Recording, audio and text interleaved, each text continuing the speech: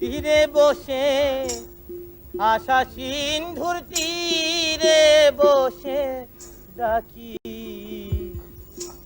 ডাকি গো সদাই।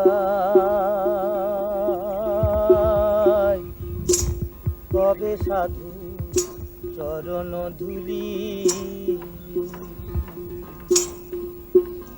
আমি আশা সিন্ধুর তীরে বসে, আশা সিন্ধুর তীরে বসে ডাকি ডাকি গো সদাই।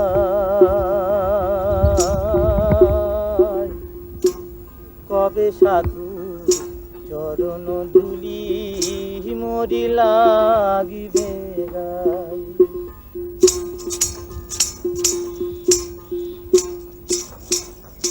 চাতক যেমন মেঘের জল বিনে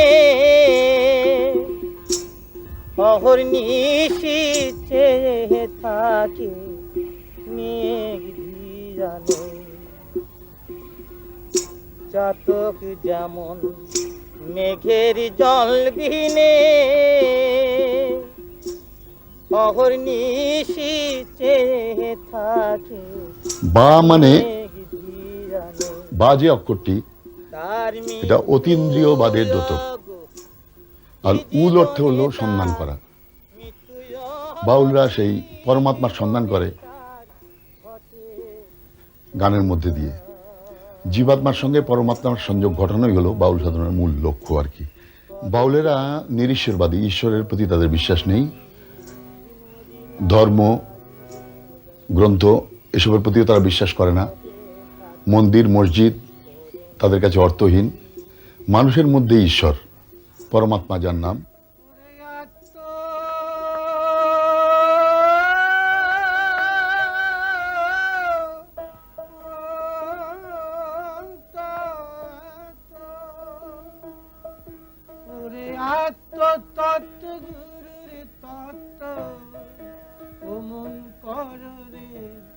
উপাসনা মন পাখি বিভাগী হয়ে ঘুরে মরণ না। মন পাখি বিভাগী হয়ে ঘুরে মরণ না। 10 ইন্দ্রিয় রিপু 6 জনা,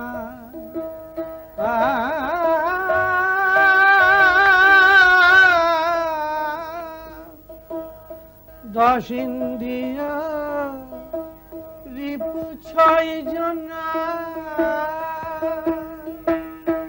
এদের মনে এক আত্মা হলে দুর্বাতে মেনে শোনা। ওরে এদের মনে কুহুক দিয়ে প্রবাসিয়ে ও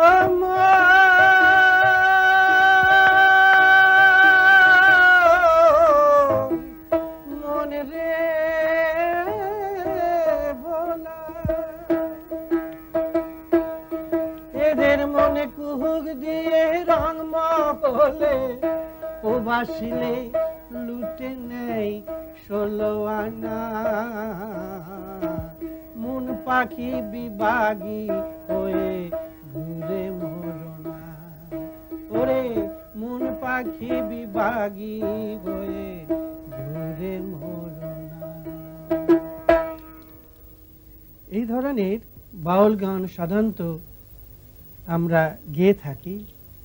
বাউল গানের মধ্যে মনকেই হচ্ছে সবচেয়ে বেশি সাবধান করা। তারা বলছে কেন যে মনের মানুষকে খুঁজতে গেলে এই মানুষের মধ্যে দিয়ে সেই মনের মানুষকে পেতে হবে, এবং পেতে গেলে তোমাকে নিজেকে আগে জানতে হবে। তো নিজে যদি না জানা যায় তাহলে কিন্তু মনের মানুষকে তুমি পাবে না, অনেক দূরে থাকবে। সাধনায় উত্তীর্ণ হওয়ার জন্যই দুটো ধারায় বিভক্ত হয়ে গেছে বাউল গান, প্রাকৃত এবং অপ্রাকৃত। প্রাকৃত সাধনাটা পুরুষ প্রকৃতির মিলন সংযত, যাতে সৃষ্টির ধারা অব্যাহত থাকে, সেটাও গুরুর অধীনে আয়ত্ত করতে হয়, গুরুবাদী সাধনা। এখানে যেমন ওরা যে এই যে নিরীশ্বরবাদ এবং ধর্মনিরপেক্ষ। তারপর লালনের একটা বিখ্যাত গান আছে, সব লোকে কয় লালন কি জাত সংসারে, লালন বলে জাতের কি রূপ দেখলাম না এই নজরে, সব লোকে কয় লালন কি জাত সংসারে।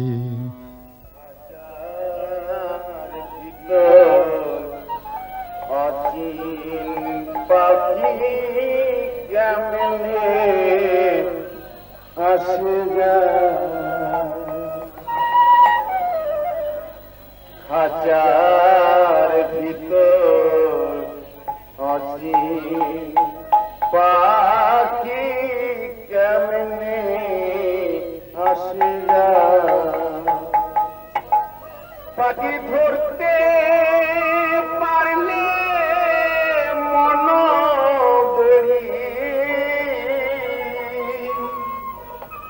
ওই পাখির ধরতে পারলে এই মন বেরি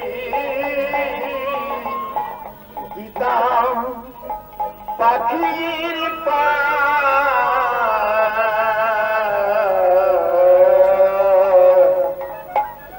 পাখি কেমনে আসে যায়, খাঁচার ভিতর অচিন পাখি কেমনে আসে যায়।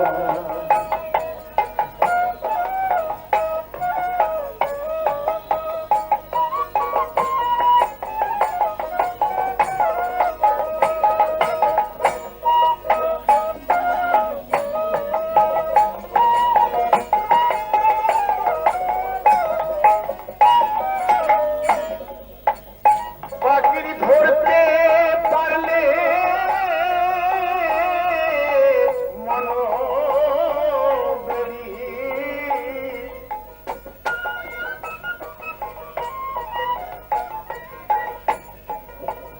পাখির ধরতে পারলে মন বেরি দিতাম পাখির পা। বাউল সাধনা দেহকেন্দ্রিক সাধনা, দেহের রস উদ্ঘাটনের জন্যই বাউলরা প্রয়াস করেছেন। সেই জন্য বাউলের আর একটা সম্পূর্ণ শাখা হলো দেহতত্ত্ব গান। মানুষের জন্ম হলো কিভাবে, একটা আজন্ম কৌতূহল মানুষের মধ্যে সবসময় দেখা যায়।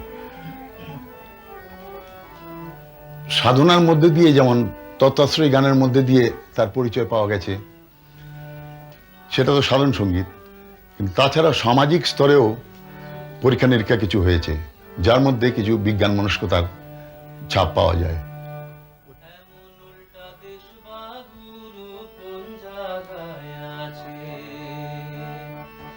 ঊর্ধ্বপদে হেঁটো মুন্ডে সেই দেশে লোক বাস করতেছে, গুরু সেই দেশে লোক বাস করতেছে, এমন উল্টা দেশ বা গুরু কোন জায়গায় আছে। সেই দেশের যত নদ নদী ঊর্ধ্বপদে ঊর্ধ্ব দিকে জল স্রোতে বয় নিরবধি, সেই দেশের যত নদ নদী ঊর্ধ্ব দিকে জল স্রোতে বয় নিরবধি। আবার নদীর নিচে আকাশ বায়ু তাতে মানুষ বাস করতেছে, গুরু তাতে মানুষ বাস করতেছে, এমন উল্টা দেশ বা গুরু কোন জায়গায় আছে। লালন ফকির মসজিদে যেতেন না, নামাজ পড়তেন না, রোজা রাখতেন না, হজ করার জন্য মক্কাও যেতেন না, কাজে মুসলমানরা তাকে মুসলমান বলে স্বীকার করতেন না। অপরপক্ষে তিনি মন্দিরে যেতেন না, পুজো আর্চা করতেন না, দোল দুর্গোৎসবে যোগ দিতেন না, ঠাকুর দেবতা মানতেন না, তাই হিন্দুরাও তাকে হিন্দু বলে মনে করতেন না। এমন যে মানুষ, তাকে কিন্তু একজন ধর্মপ্রাণ ব্যক্তি বলে সকলেই স্বীকার করতেন। তিনি শুধু সাধক, তার যে দীক্ষা সেটা হচ্ছে সুফি দরবেশ দীক্ষা। তার দীক্ষা গুরু ছিলেন সিরাজ শাহী বলে একজন ফকির। তার গানের মধ্যে সুফি প্রভাব তো রয়েছেই, তাছাড়া পাওয়া যাচ্ছে বৈষ্ণব প্রভাব। সেটা তিনি সমস্যায় সমাজ থেকে পেয়েছিলেন। তার প্রতি তার একটা আকর্ষণও ছিল দেখা যায়। তবে আরেকটি জিনিস পাওয়া যাচ্ছে, সেটা হচ্ছে দেহতত্ত্ব। দেহতত্ত্ব সাধারণত দেখা যায় বৌদ্ধ সহজিয়াদের মধ্যে, তান্ত্রিকদের মধ্যে। সেটা কী করে তিনি পেলেন একজন সুফি সাধক হিসেবে বা একজন বৈষ্ণব হিসেবে, সাধক হিসেবে তো বুঝতে পারা যায় না, কিন্তু সেটা তার গানের মধ্যে দেহতত্ত্বের কথা পাওয়া যাচ্ছে। সকলে বুঝতে পারে না তার অর্থ কী, সেগুলো ব্যাখ্যা করে বুঝিয়ে দেওয়া উচিত। সেটা খুব গভীর রহস্যতার মধ্যে রয়েছে, কিন্তু সেটা তখনকার দিনে অনেকের মধ্যে, অনেক সাধকের মধ্যে জীবনে দেখা যেত। তাহলে এই যে তিনটি স্রোতের মধ্যে পাচ্ছি আমরা, সুফি স্রোত, বৈষ্ণব স্রোত আর বৌদ্ধ সহজিয়া তান্ত্রিক স্রোত, এই তিনটি স্রোত তাকে অসাধারণ করেছিল। তার গানের মধ্যে খুব সহজভাবে যেসব তত্ত্ব প্রকাশ করা হয়েছিল তাকে এক কথা বলা যেতে পারে মরমিয়া তত্ত্ব। মন্দির, মসজিদ, গির্জা যেখানেই যাবে সেই মনের মানুষ আছে, যাকে আমরা ভগবান বলি। ভগবান, আল্লাহ, গড, হরি, আমরা নানাভাবে তাকে ডাকি। বাউলরা সেইটা মনের মানুষকে বলে ডাকে, যে মনের মানুষ আমার এই যে মনোমন্দির, এই যে দেহ মন্দির, এই দেহ মন্দিরে তিনি বসত করেন। তার জন্যে তারা মনের মানুষের সাধনা করে, মানুষের সাধনা করে। এই হচ্ছে বাউলের আসল তত্ত্ব। এখানে মানুষকে জানতে হলে আগে আত্মতত্ত্ব, তারপরে হবে পরতত্ত্ব, তারপর আসছে গুরুতত্ত্ব। নিজেকে না জানলে পরকে জানা যায় না। যদি নিজেকে ভালোবাসতে পারে, নিজেকে যদি সত্যিকারই তার মধ্যে বিলিয়ে দিতে পারে, যে ঈশ্বরের জন্য আমরা আজকে যোগ, ধ্যান, ধারণা নানাভাবে গুরু সঙ্গ করে সেইগুলো অর্জন করতে হয়, তো এই অর্জন করতে গেলে প্রথমেই হবে আত্মতত্ত্ব। নিজেকে কষ্ট পেলে কি, কষ্ট দিলে কষ্ট পায়, যেমন আমার হাতে ব্যথা দিলে হাতে ব্যথা পাচ্ছে, এই অনুভূতিটা আসে।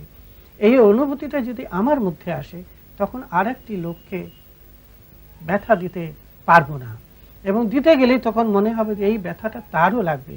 যখন এই অনুভূতি আসবে, তখনই হবে পরতত্ত্ব। এই পরতত্ত্বটা কমপ্লিট হলে গুরুর কাছে যাবে। গুরু হচ্ছে আমার আরাধ্যা দেবতা। সেই আরাধ্য দেবতা যে অন্ধকার থেকে আলোর মধ্যে নিয়ে যায়, মানে গু শব্দে অন্ধকার, গু শব্দে আলো। তো সেই গুরুর স্পর্শ যদি না পাওয়া যায়, গুরু যদি পথ না দেখায়, তাহলে কিন্তু কিছুই দেখতে পাওয়া যায় না। তার জন্য আমরা বিশেষ করে মানুষের ভজনা, মানুষের ধ্যান ও মানুষের পূজা এই করে থাকি। তো বাউলদের গানের মধ্যে যেমন আছে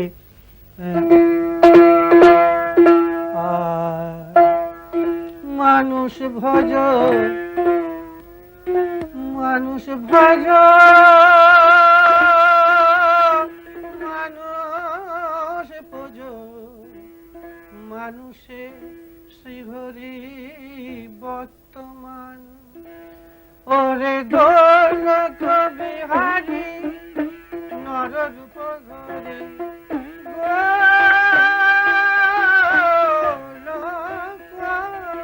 বিহারী সেই যে গোলক বিহারী নররূপ ধরি, যুগে যুগে তিনি প্রকাশ। মানুষে শিহরি বর্তমান, মানুষে শিহরি বর্তমান। মানুষেরই মাঝে, মানুষ সমাজে, মানুষের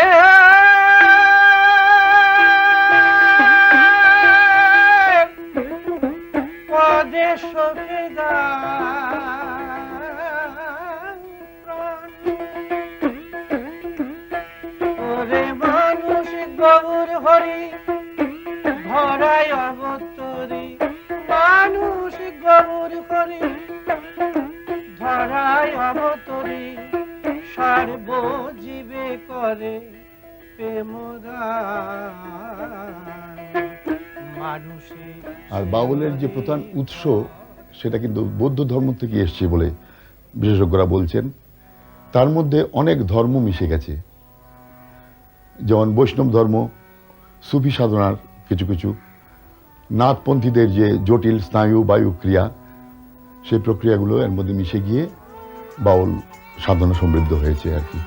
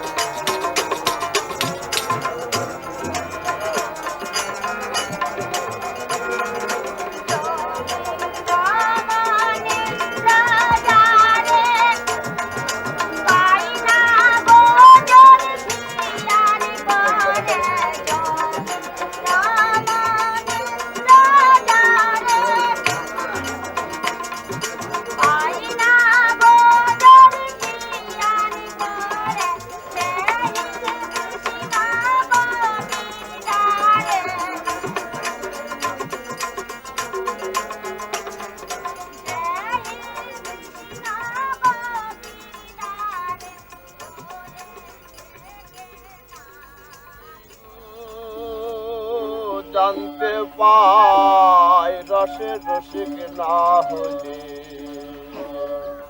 কোথায় সেই অটল রূপের, কোথায় সেই অটল রূপের বারাম দেয় রসের রসিক না হলে, কে গো জানতে পাই রসের রসিক না হলে।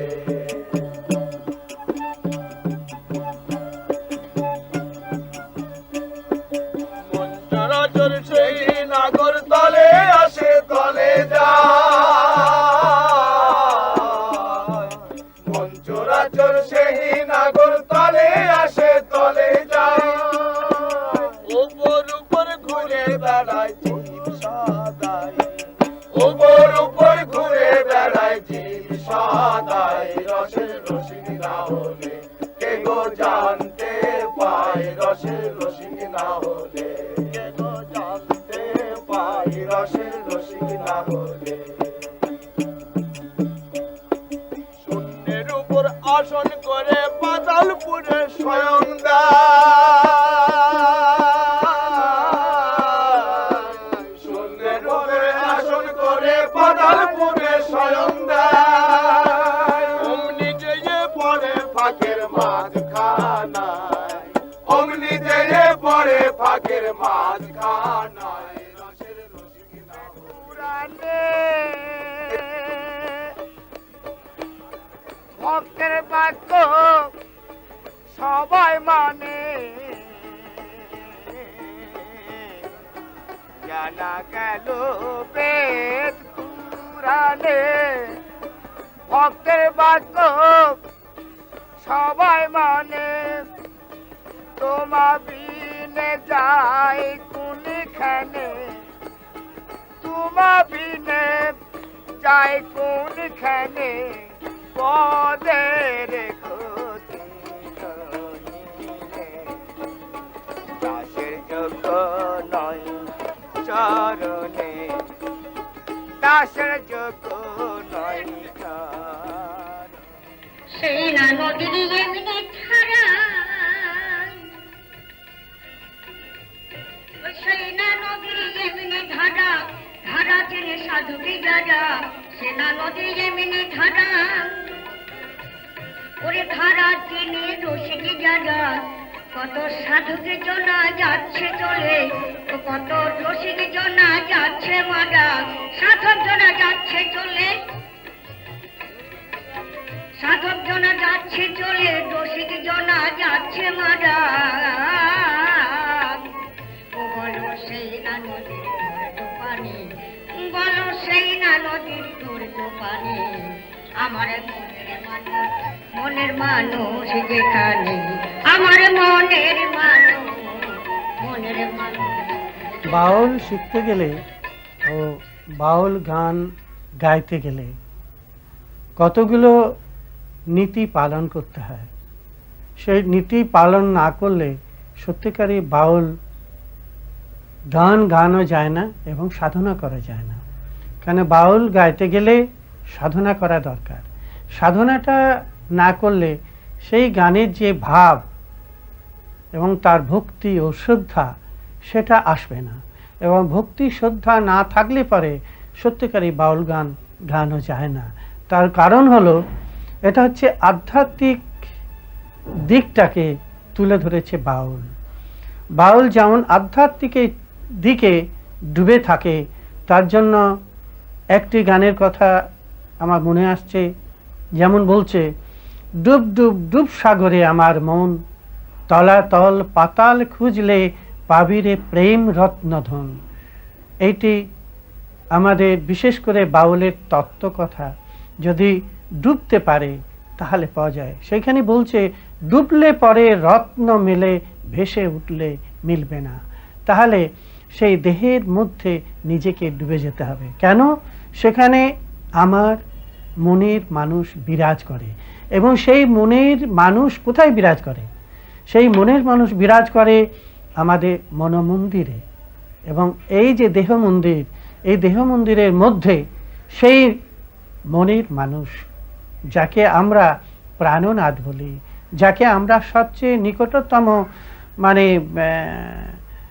ক্লোজ নিয়ে আসি, সে হচ্ছে আমার আরাধ্য দেবতা শ্রী গুরু রূপ। সেই গুরু রূপ আমার দেহের মধ্যে বিরাজ করছে, কিন্তু আমি দেখতে পাচ্ছি না। তার জন্য লালন ফকিরের গানে যেমন বলছে, বাড়ির কাছে আরশি নগর, সে তাই এক পরশে বিরাজ করে, আমি একদিনও না দেখিলাম তারে। তা তিনি একজন মিস্টিক হিসেবে, মরম হিসেবে চিরস্মরণীয় থাকবেন। কিন্তু তার মতো দ্বিতীয় একজন ব্যক্তির সন্ধান আমরা পাচ্ছি না, যার মধ্যে এই সব অতগুলি স্রোত ছিল, সেটা সমন্বয় ঘটেছিল। তা তিনি খুব সহজ ভাষায় সাধারণ মানুষের বোধগম্য করে তার তার উপলব্ধি প্রকাশ করেছিলেন। গান করতে করতেই তার দেহ অবসান, যৌনাবসান ঘটে। গানই ছিল তার প্রাণ বলতে পারা যায়। গানের মধ্যে তাকে পাওয়া যায়। তার কোনো লেকচার বা বক্তৃতার কথা শোনা যায় না। ওই গানই তার লেকচার, তার গানই বক্তৃতা, গানই সব কিছু। আসলে গানের সংখ্যা অসংখ্য, আমরা সব সংগ্রহ করতে পারিনি। যে কটি গান সংগ্রহ করা হয়েছে সেগুলি বাস্তবিক তার গান কিনা যাচাই করা দরকার। শুধু কথা ঠিক হলে হবে না, সুর তার কিনা দেখতে হয়। সুর ছাড়া গান, রবীন্দ্রের গান সুর ছাড়া হয় না। ভাষাতে, সুরে, তার ভাব ও তার গায়কী ভঙ্গি এবং সব কিছু মিলিয়ে একটা অপূর্ব হয়, এবং সেটা এত সুন্দর হয় যে শুধু ভাষা দিয়ে সেটাকে বলা যায় না, মানে অতি সুন্দর। এবং সেই সুন্দরকে দেখতে গেলে সুন্দরের সাধনা করতে হয়। সুন্দরের সাধনাই হচ্ছে এই বাউলদের, মানে সুন্দর হচ্ছে মানুষ। মানুষের মধ্যে দিয়ে সেই ভগবান, যে ভগবানের আল্লাহ, হরি, গড, যিশু যা কিছু বলি, এই মানুষ দেহের মধ্যেই সব কিছুই পাওয়া যায়। কেন? সেই দেহ মন্দিরের মধ্যেই মন্দির, মসজিদ, গির্জা সব কিছুই আছে।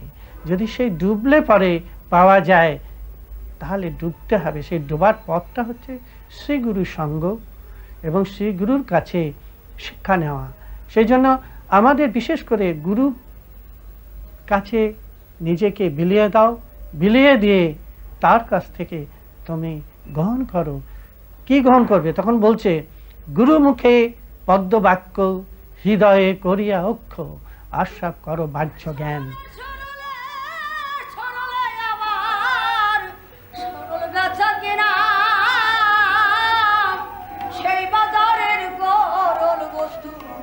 কখনো বিকায় না মন পবন ব্যাপারে যিনি ওজন করে বসে, ওজন করে বসে। আবার রতি মাসা কম হইলে ঠেকবিরে নিকাশে রে মন, যাও না সরল দেশে ওরে ভক্তি রসে বাদাম দিয়া, যাও না সরল দেশে। আমার মন যাও যদি মানুষে, আরে ধরবে মানুষে, যাও যদি মানুষে, ধরবে সে মানুষে, ভক্তি রসের বাদাম দিয়া, যাও না সরল দেশে।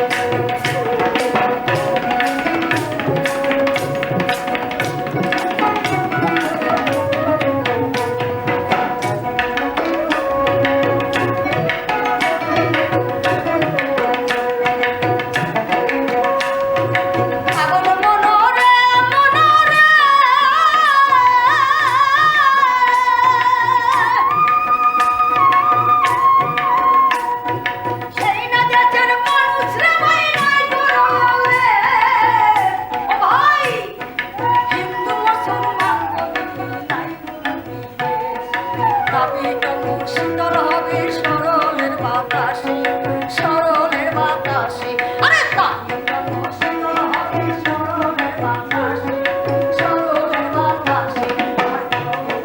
কেটে যাবে ভোলা মন, কেটে যাবে সরল পরশের মন, যাও যদি মানুষে, ভক্তি রসের বাদাম দিয়া, যাও না সরল দেশে। আমার মন যাও যদি মানুষে,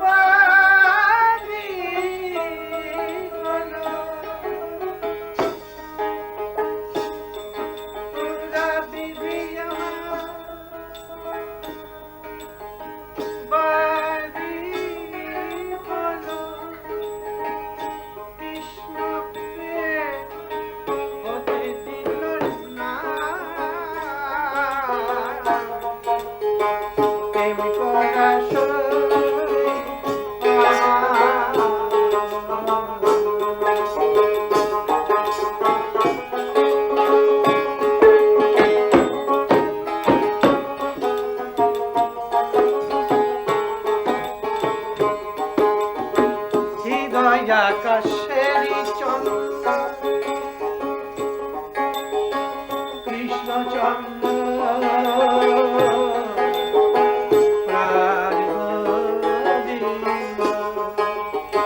হৃদয় আকাশেরই চন্দ্র, কৃষ্ণচন্দ্র প্রাণ